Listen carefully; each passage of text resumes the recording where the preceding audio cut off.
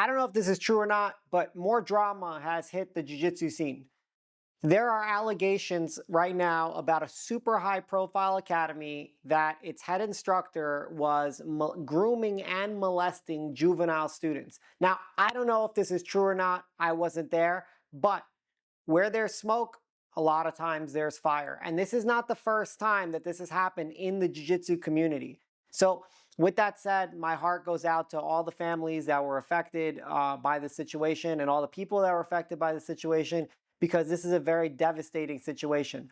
The big reason of that it happened, but two, is because most parents bring their children to martial arts, to jiu-jitsu, so that they can be in a safe space, so they can learn how to protect themselves, so that they can avoid the dangers of the world. Because as parents, we see the dangers in the world and we want our children to be strong and to belong to a group of people that's strong. Now, when that trust is broken by somebody that's supposed to be teaching your child to be strong and leading them, it's terrible. It's terrible. It's devastating. And in a lot of ways, it's a tragedy. Now, with that said, this is some things that you can do moving forward. For parents that are listening to this, for instructors that are listening to this, this is something that you can do moving forward to prevent situations like this. The only thing that we have in our control right now is what we can do moving forward. So the first thing that we can do moving forward is make sure that nobody has private communication access to your child. Not through a phone, not through social media. Make sure that you monitor all their communications. Up until they're an adult, they're your responsibility. So you have to monitor their communications. If for some reason you got them a phone, which I definitely recommend don't, because it's not like you give your child access to the world with the phone, you give the world access to your child with the phone. Social media as well. Like if you don't have the time, the capacity to monitor those things like a hawk, I recommend not letting your child interact in those ways with the world. 2, be present. Attend the classes. Stay there. See what's going on with your children. Read between the lines. See what's going on. Don't allow your child to spend one-on-one time with adults that are not of the family, and especially with adults that they're alone with. Make sure that there's other adults present when your child is there and other children present when your child is there. That is the easiest way to have your child protected from grooming and all of these sexual assaults, because sexual assaults usually happen, especially with children, from somebody that they know and trust. So something to be mindful of, like watch and protect your children like a hawk. Avoid overnight travel. Don't let your children travel to tournaments with their coaches and teammates. Don't allow that unless you're traveling with them and you're staying with your child. If you take your children to tournaments, make sure that you take your children to tournaments and nobody else. You can go with the team, but make sure you're there, because that is a huge problem a lot of the times. From all of the stories that I've read of when these things happen is when the children are away from home and they're one-on-one with these coaches and their teammates in an environment where they are, one, unsafe, but two, unfamiliar. And they might not even feel safe calling you from that environment to tell you that there's a problem going on.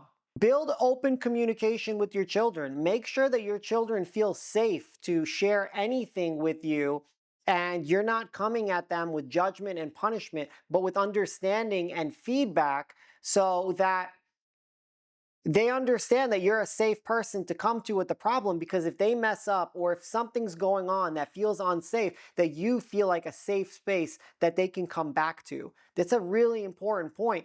And also, it's important as a point for the long term, because your child might be a child right now, but eventually they're going to be an adult. And when they're an adult, you want them to eventually transition to being your friend and to have that sharing space with them.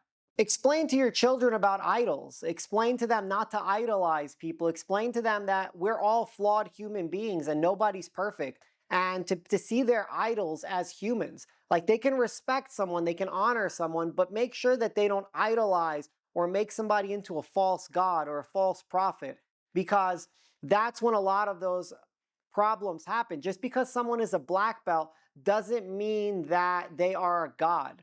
If somebody is a world champion, it doesn't mean they're a god. They're a human just like me and you, and they're just good at that thing that they do. But it doesn't mean that they have absolute authority over whatever it is that your child is learning from them and everything else in their life as well. Be intentional about building your child's inner circle of trust. Be intentional about who's allowed in your child's inner circle of trust. Because yes, it takes a village to raise a child, but it's your job to curate that village. Because if you let in a wolf in sheep's clothing, eventually it's going to get all the sheep. So it's your job to be the protector, to be the sheepdog of your tribe and your children.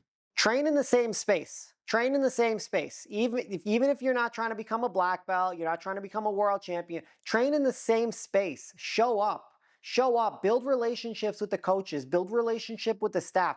Build relationship with the students. Help out with the kids' classes. Keep your eyes and ears open to everything that's going on. And bring up those conversations, because a lot of this stuff can be nipped in the bud way early and then transition to a different experience if it is seen. The biggest problem is a lot of parents, they're busy, they're working, they're doing other things, and they drop their kids off at the academy and pick them up a few hours later.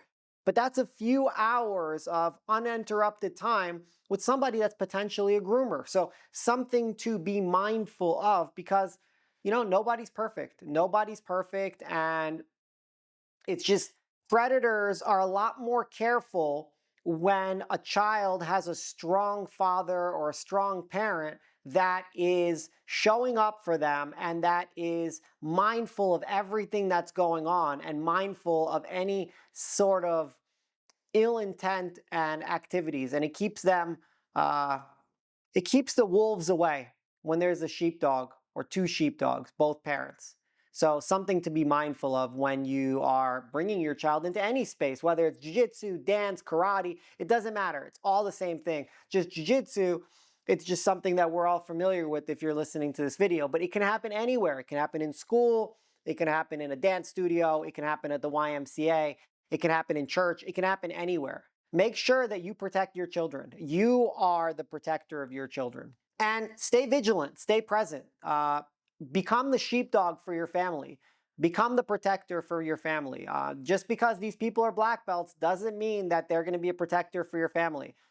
You are the protector for your family. They are the supplementary tribe potential members or even teachers for your children or maybe for you, but don't give them absolute authority over your life. Like this is not a cult. This is a training facility, which obviously has a hierarchy, and also it's a hierarchy inside of that training facility, not outside of that training facility. And also understand that you get to ask questions. You get to ask questions. You get to hold people accountable. You get to build those relationships and build that accountability into those relationships with those teachers, students, staff members, because this is your children's lives. This is your life. Like, this is a very traumatic event. This is like a natural disaster that struck a community. So just be mindful that moving forward, if you weren't struck by these events, moving forward, you build these systems into place, monitoring their communication and monitoring their relationships, because that's your job. That's your duty. Don't let the modern world fool you that children require massive amounts of independence, because that is a recipe for disaster. That is a recipe for disaster. I mean, think about it. They're already in school. If they go to school, if your children go to school, they're already in school for 8 to 10 hours a day, 5 days a week. That's 40 hours a week that they're in school. So how much of you are you dripping into your children if that they're spending most of their time in school, then the rest of their time at the Jiu Jitsu Academy, and then tournaments and blah, blah, blah. So of course they're not going to trust you enough to build that in. So you have to figure out how to build that into your life. You're going to have to figure out how to build that relationship into your life with your child, because this is part of being a parent that raises high quality kids. All right. If you have any questions, drop it in the comments below and I'll help you out with whatever questions you have. And yeah, again, my heart goes out to all the people that were touched by this painful experience. And let's learn, let's be better, and let's move into a new paradigm of how we protect our children and take care of our tribe. I'll see you guys on the mat.